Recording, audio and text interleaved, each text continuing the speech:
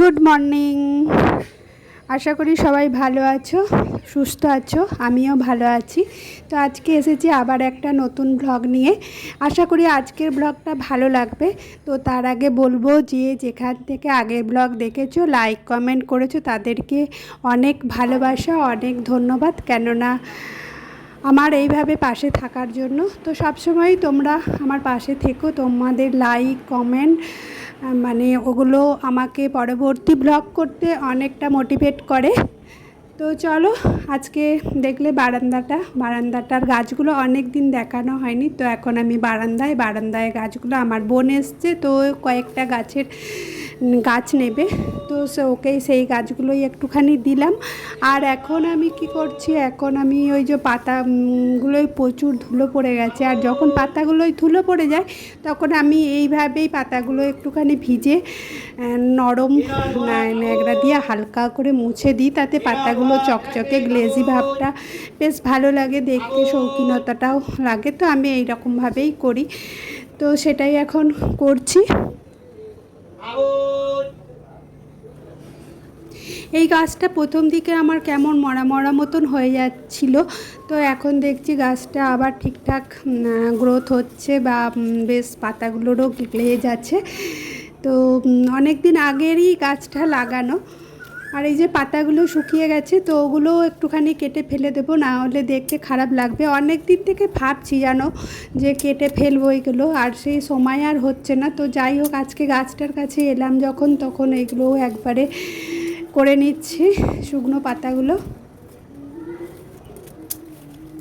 সংসারের কাজ যদি সিস্টেমেটিক নিয়মিত করা হয়, তাহলে কোনো দিকেই কোনো অসুবিধা হয় না, আর তাতে বেশ মনও ভালো লাগে। আর সব মেয়েদেরই সংসারটা নিজের হাতে সাজানো, সেই রকম আমার সংসারটাও আমার নিজের হাতে সাজানো। প্রত্যেকটা জিনিস একটা একটা করে করা। প্রথম দিকে যখন এখানে এসেছিলাম, সেরকম কিছুই থাকেনি বিরাট কিছু। তারপরে আস্তে আস্তে একটু একটু করে সংসারের জিনিস করতে করতে এখন অনেক জিনিস আর বাগিয়ে গুছিয়ে রাখাটাও বেশ অনেক সময় চাপ হয়ে যায়। তো যাই হোক, একদিনে আমি সব জায়গাটা গোছাই না, সব জায়গাটা বাগাই না। কোনো দিন এদিকটা আর কোনো দিন ওদিকটা। তো ওই রকম করেই বাগাই গোছাই, এইভাবেই মেনটেন করি। আর তারপরে তো আরও বাগানো গোছানো ছাড়াও বাড়তি তো অনেক কাজ আছে।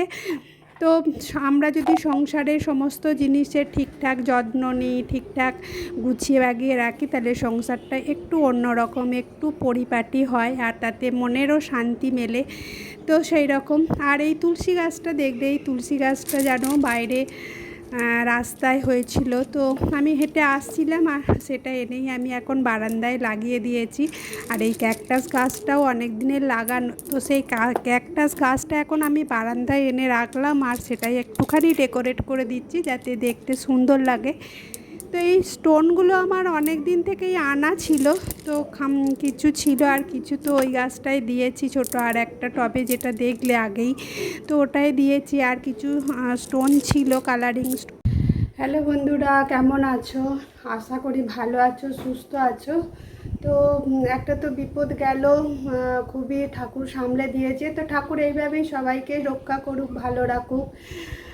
আর আজকে সকালবেলায় এখন বাজছে 8:30, এখন থেকে তোমাদের সঙ্গে নিয়ে ব্লগটা শুরু করছি। তার আগে বলবো, যে যেখান থেকে ব্লগটা দেখছো, তাদেরকে অনেক ভালোবাসা। আর আগের ব্লগে যারা কমেন্ট করেছো, লাইক করেছো, তাদেরকে অনেক ধন্যবাদ, অনেক ভালোবাসা জানিয়ে আজকের ব্লগটা এখন থেকে শুরু করছি। তো চলো, সঙ্গে থাকো, আশা করি ভালো লাগবে। মেয়েদের আর একটা ভালো লাগার জায়গা হচ্ছে রান্নাঘর। তো রান্না বান্নাটা যতক্ষণ না হচ্ছে, ততক্ষণ মনে শান্তি আসে না, মনে হয় বড় একটা কাজ বাকি রয়ে গেছে। তো সেই জন্যই আমি ওই দিকের কাজ কিছু করে আর রান্নাঘরে চলে এসেছি। তো এখন আমি রান্না বান্না করছি, করতে করতে টুকিটাকি খুঁটিনাটি কাজগুলোও মাঝে মাঝে ফাঁকে ফাঁকে করি, সে ভিডিওও তোমাদের দিয়েছি। আর এই যে হঠাৎ করে রান্না করতে করতে কাপগুলো পড়েছিল, ধোয়া হয়নি, তো সেই কাপগুলো, চায়ের কাপ, এই দুটো কাপে আমরা দুজনে সকাল সকাল চা খাই। আর এখন মনে হলো চায়ের কাপগুলো লাল হয়ে গেছে ভেতরটা। তো হয় না, মানে চা খেতে খেতে অপরিষ্কার হয়ে যায়, তো সেরকমই অপরিষ্কার হয়ে গেছে। তো সেই জন্যই আমি এই যেটা করি হচ্ছে মাঝে মাঝে হারপিক একটুখানি দিয়ে দিই, দিয়ে একটু রো করে নিই, নিয়ে পরিষ্কার করে ধুয়ে নিই, তারপরে আবার একটুখানি ভিম লিকুইড দিয়ে আবার ভালো করে ধুয়ে নিই, যেহেতু এটা চা খাবো বা এটা খাবার পাত্র, সেই জন্যেই এরকমভাবেই আমি পরিষ্কার রাখি। তো দেখো এক্ষুনি কেমন চকচকে ঝকঝকে একদম সমস্ত চায়ের দাগ উঠে যাবে। তো তোমাদের বাড়িতেও যদি এরকম চায়ের কাপে নোংরা মানে লাল হয়ে থাকে, সেরকম একটুখানি হারপিক দিয়ে দিলে দেখবে পরিষ্কার হয়ে যাবে। তারপরে একটুখানি ডিটারজেন্ট বা যেটা তোমরা ভিম লিকুইড বা ভিম বার যেটা ব্যবহার করো সেটা দিয়ে আবার একবার ধুয়ে নিতে হবে অবশ্যই। আর একটা কি কথা, প্রত্যেকের কাছেই প্রত্যেকের কিছু না কিছু শেখার আছে। আমি অনেকের ব্লগ দেখি, লাইক করি, কমেন্ট করি, মানে ভালো লাগে আমার দেখতে। আর আমার যেমন ব্লগ বানাতেও ভালো লাগে, তেমনি ব্লগ করতেও ভালো লাগে, আবার দেখতেও ভালো লাগে। তো যাই হোক, মেজো বোন সকালে যেমন এসেছিলো জামাইবাবুকে দেখতে, তো তখনও কাঁঠালটা আনতে ভুলে গেছিলো, আর সেই জন্যেই আবার একবার এসছে, এসে এই যে একটুখানি কাঁঠাল, ওদের গাছের কাঁঠাল, খাজা কাঁঠাল, সেটাই আমাকে দিয়ে রাস্তা থেকেই চলে গেল। কেননা ও রাস্তাতে আর কি টোটো দাঁড় করিয়ে এসেছে, তো ওই কাঁঠালটা নিয়ে রেখে দিলাম, দিয়ে এখন একটু ছাদে এসেছি। আর ছাদে বড্ড রোদ, মানে কালকে বৃহস্পতিবারে ভিডিওটা বানিয়েছি, তোমাদের সঙ্গে কালকে শেয়ার করা হয়নি। তো কেন শেয়ার করিনি সেটা পরের ভিডিওতে জানিয়ে দেব। তো চলো, এখন ছাদের পরিবেশটা আমার বেশি লাগে, তোমাদের কেমন লাগে জানাতে ভুলো না কিন্তু। আমার ছাদের এই দেখো, এই ফুল গাছটা দেখাবার জন্যেই এলাম, কেন বলো তো, এই ফুল গাছটায় নতুন ফুলগুলো ফুটেছে আর আমার খুব ভালো লাগছে। মানে ফুল ফুটিয়ে যদি নিজে দেখতেও যেমন ভালো লাগে, আবার অন্যকে দেখাতেও বেশ লাগে। আর এত প্রখর গ্রীষ্মেতেও যে গোলাপগুলো ফুল দিচ্ছে সেটাও মানে না বলার নয়, মানে দারুণ।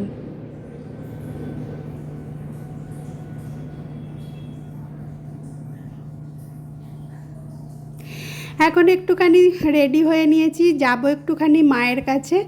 তো মায়ের কাছে যাব, মায়ের কাছে কোনো ভিডিও বানাবো না, আগে থেকেই বলে দিচ্ছি, কেননা ওই যে সেই দিনের খুঁতখুঁতানিটা রয়ে গেছে, যে মায়ের ভিডিওটা আপলোড করতে গেলাম, তারপরেই মায়ের শরীর খারাপের খবর এলো, সেই নিয়ে আমি আর মায়ের ভিডিও বানাই না, বা মায়েদের বাড়িতে গিয়ে কোনো ভিডিও বানাই না, বানাইনি আর কি। তো জানি না পরে আবার কোনো সময় বানাবো নাকি, তো সেদিনের কুতকুতুনিটার জন্যই আসল কথা বানাইনি।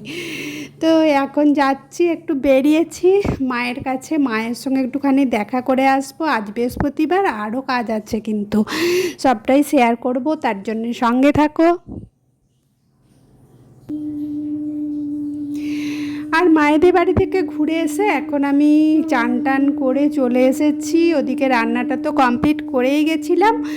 আর এখন চলে এসেছি ঠাকুর ঘরে, যেন একটুখানি ধূপ ধুনো ঠাকুরকে সাজিয়ে গুছিয়ে নিয়ে একটু ধূপ ধুনোও দেখিয়ে নিলাম। ধুনো বলতে যেন আমি না ধুনোটা মানে ঘুঁটে দিয়ে বা নারকেল ছোবড়া দিয়ে সবসময় দিই না, ওই তুবড়ি ধূপগুলো কিনি, আর ওর মধ্যে একটুখানি ধুনো বা কর্পূর একটু দিয়ে দিলেই সুন্দর ধোঁয়া হয়ে যায়, তাতে ঘরেও কালি বসে না, আর ধুনোটাও দেয়া হয়ে গেল, আর তাতে যা ধোঁয়া হয় তাতে ধুনো ধুনো বেশ একটা সেন্ট, বেশ ভালো লাগে। তো চলো, আর এই কৃষ্ণের মানে জলেতে একটুখানি করে তুলসী পাতা না দিলে শ্রীকৃষ্ণ ভোগ গ্রহণ করবেন না। আর শিবের মানে একদম প্রিয় জিনিস বেলপাতা, ওটা তো শিবের মাথায় দিতেই হবে, মহাদেব নাহলে সন্তুষ্ট হবে না। আর প্রত্যেকটা ঠাকুরের খাবারে একটু করে ফুল ছিঁড়ে ছিঁড়ে দিয়ে দিতে হয়, এটা বড়দের কাছে শেখা, কেননা ফুল ছিঁড়ে দিলে তবে ঠাকুর গ্রহণ করেন, মানে ভোগটা গ্রহণ করেন, যেটা আমরা ঠাকুরকে এলাচি দানা বলো বা কলা মিষ্টি যাই দিই না কেন, তাতে একটুখানি ফুল, আর শ্রীকৃষ্ণের খাবারে অবশ্যই তুলসী পাতা, এটা মানে দিতে হয়, এটা আমি বড়দের কাছেই শিখেছি, তো আমি সেইভাবেই পুজোটা করি।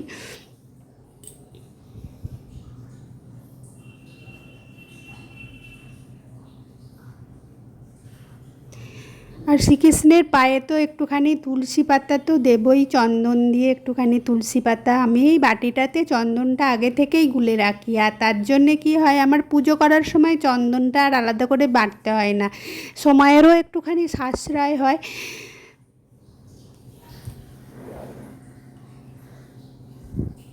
আর শ্রীকৃষ্ণের তুলসী পাতা দেওয়াটা খুব আবশ্যিক, উনি তুলসী পাতা খুব পছন্দ করেন।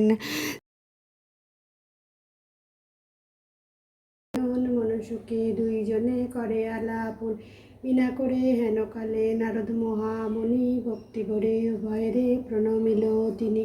করজোরে লক্ষ্মীরে সম্মতি ঋষি বর, একথা কহি মাগো তোমার গোচর। নরলোক পানে মাগো চাও একবার, মর্তবাসী অন্যভাবে করে হাহাকার। বলো মাগো কৃপা করি কি পাপের ফলে, মর্তবাসী নরনারী দুঃখে সদা জলে। শুনে লক্ষ্মী নারদেরে বলেন তখন, ধরাবাসী দুঃখ পায় পাপের কারণ। লক্ষ্মী রূপা নারী সেজে পাঠালু মর্তেতে, আমারে ভুলিছে তারা পড়িয়া মহেতে। লজ্জাতি গুণযত রমণী রাজে, ক্ষণিক সুখের লাগি বর্জন করেছে, স্বামীর না মানে তারা না শুনে বচন। ইচ্ছা মতো এটা সেটা করেছে ভ্রমণ, প্রতিক্রিয়ে রূপে পাপের আঘাত।